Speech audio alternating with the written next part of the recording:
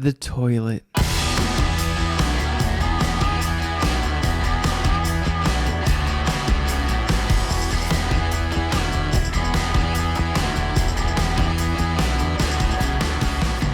Personal throne that turns anyone sitting on it into royalty. I mean, just look at it. The curves, the shine, the quality. She's amazing. What I would give to be a toilet.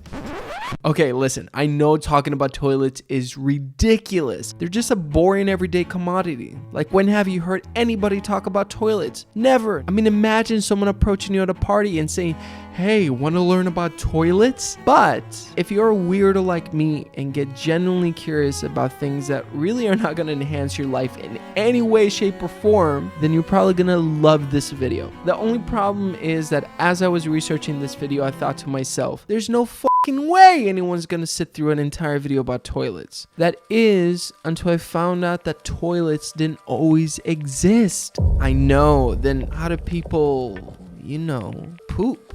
Well, that's a great question that no one asks, which I'm going to answer in this video. So the idea of the flushing toilet had already been around for a few thousand years, dating as far back as the Bronze Age. People like the Romans and other Indus Valley civilizations had already begun to develop a little bit more sophisticated sanitation systems, such as latrines, which are these.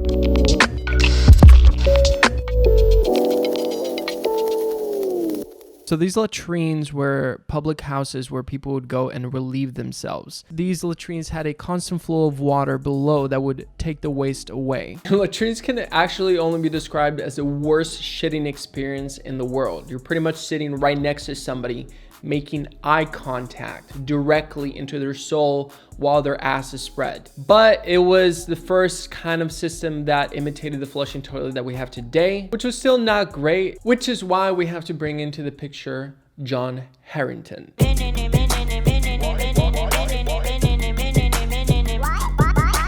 So John Harrington was an advisor and the godson of Queen Elizabeth I, which also happens to be the mother of Queen Elizabeth II. Yeah, she's the current Queen of England. In 1596, he proposed a device similar to today's flushing toilet called a water closet. So I'm going to briefly explain how the water closet worked. So letter A over here is a cistern, which is filled with water, hence the water closet. And letter D, you can see here with that little hole in the middle, is where you would sit down and dump.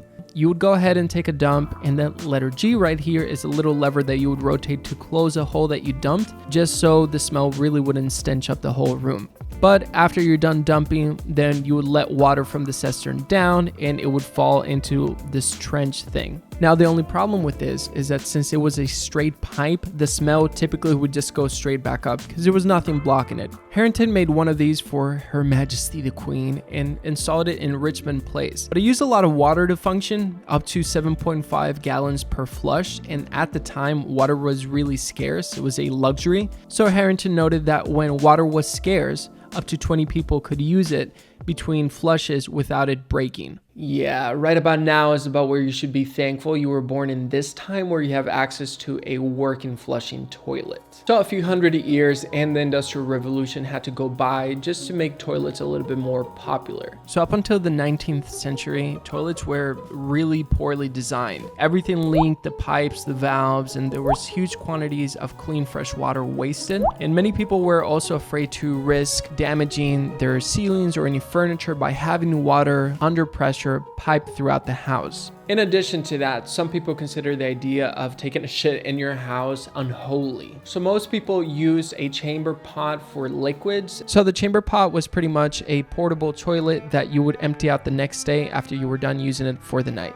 In case you had raging diarrhea, you did have to go outside and use the privy, because it was considered a dick move to use the chamber pot for anything else other than liquids. So we're going to talk about a few people who did things that normalize having toilets inside the house as we do today. So first we'll talk about Alexander Cumming. He was an English inventor, and around 1775 he was granted the first patent for a flush toilet. So one of his greatest contributions was the S-shaped pipe below the bowl that used water to create a seal, preventing the sewer gas from entering through the toilet, something that the water closet had not been able to achieve before. So one of the names that I kept seeing pop up while I was researching this video was Thomas Crapper. And yeah, Thomas Crapper was his real name. He was a plumber that patented a few parts that helped make the toilet what it is today. However, his real contribution was normalizing people having bathrooms in their home. Because like I said, up until then, it was just culturally frowned upon to take a dump in your own house for whatever reason. One of the things that he did was host the first bathroom showroom in the world. He went even as far as allowing customers to let them try it. Before, if you wanted to have a bathroom, pretty much any sanitation, you would have a salesman show up to your house with a catalog and you would go down through it and pick the parts that you wanted. But Crapper took it to the next level and hosted an entire showroom where you had the real life-size parts and you could even try them out. So Crapper really did make people feel way less embarrassed about buying bathroom wear in public. So now we're going to talk about toilet-related deaths. So I want to cover a few people that have died via toilets in the most ridiculous way possible. Number one is Duke Jing of Jin. So he used to be the super powerful dude, ruler of the state of Jin, a major power of ancient China. And his shaman predicted that he would die the super untimely death, which pretty much led him to get paranoid and have nightmares about this. And he ended up finally falling right into his toilet hall and drowning in shit. Now, don't ask me exactly how this happened because I can't really think of anybody falling through their toilet into a pile of shit and drowning, but according to the legend, that's how it goes. Number two, Lawrence Baker. So this convicted killer in January of 1997 was listening to headphones connected to a TV. Suddenly, he decided to get up and sit on a steel toilet. This caused some sort of short circuit effect and electrocuted him to death. And lastly, we have King Edmund II of England. He was a super tough dude who earned the nickname Ironsides for his fierce opposition to the would-be Danish conquerors. But he probably should have kept an eye where he was taking a dump, because around the year 1016, a Viking enemy who'd been lurking under the king's personal toilet rose up and stabbed him in the anus, and he died. He just died stabbed in the anus. Yeah, I don't know about you guys, but sometimes when I take a dump, I'm always scared of like a spider or a snake coming out. I never think, oh, there's a Viking hiding in my toilet who's gonna pierce my anus and I'm gonna die. But anyways, you can't really choose how you go. But besides being stabbed in the anus while you're taking a dump, what other luxuries can you experience on a toilet? I need to know everything, who and the what and the where, I need everything. Trust me, I hear what you're saying, but act like it's new what you're telling me.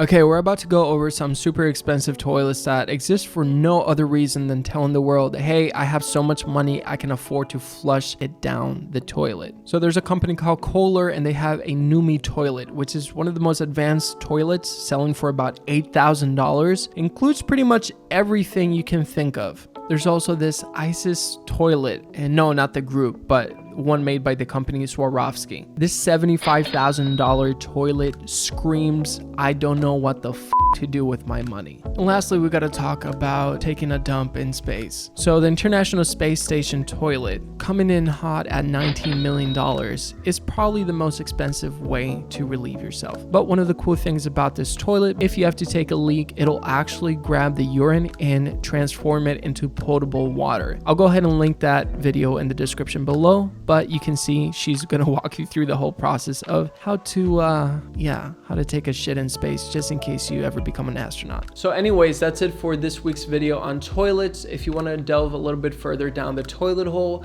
make sure to click the links in the description for the podcast and the blog posted version. I post videos like this every Monday, so if you'd like to waste your time into super weird subjects, make sure to like and subscribe. Oh brother.